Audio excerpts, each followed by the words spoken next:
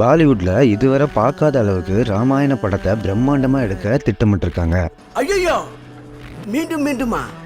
ஆமாங்க, எனக்கும் அப்படிதான் இருக்கு. சரி, அதை பத்தி அப்புறம் பேசலாம். ராமாயண கதை சம்பந்தப்பட்ட பல சீரியல் அண்ட் பல மூவிஸும் வந்திருக்குனாலும்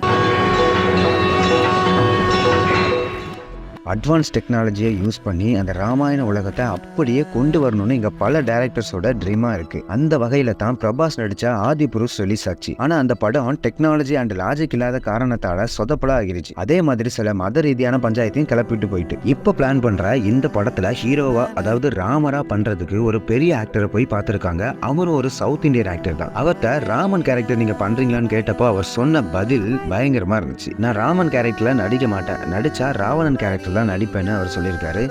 ஏன்னு ஒரு அழகான எக்ஸ்பிளனேஷனும் கொடுத்திருக்காரு. அது என்னன்னு பார்க்கலாம் வாங்க.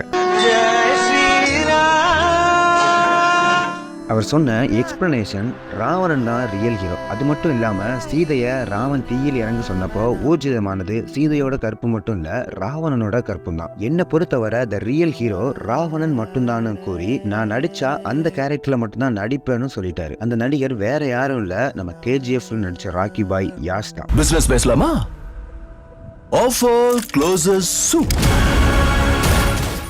KGFக்கு அப்புறம் யாஷ் டைரக்டர் கீர்த்து மோகன்தாஸோட படத்துல நடிச்சிட்டு இருக்காரு. இந்த நிலையில தான் ராமர் கேரக்டர் நடிக்க அவர் அப்ரோச் பண்ணியிருக்காங்க. பட் அவர் நடிச்சா நான் ராவணன் கேரக்டர் தான் நடிப்பேன் அப்படின்னு சொல்லிட்டாரு.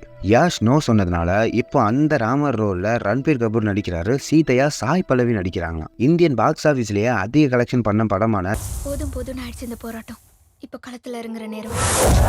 டங்கல் படத்தை டைரக்ட் பண்ண நிதிஷ் திவாரி தான் இந்த மூவியை டைரக்ட் பண்றாரு. அண்ட் சுமார் 1000 கோடி பட்ஜெட்ல இந்த மூவி உருவாகுது. ஏப்ரல் 17 இருந்து இந்த படத்தோட ஷூட்டிங் ஸ்டார்ட் பண்றாங்க. அண்ட் அடுத்த வருஷம் ரிலீஸ் பண்ண பிளான் பண்ணிருக்காங்க.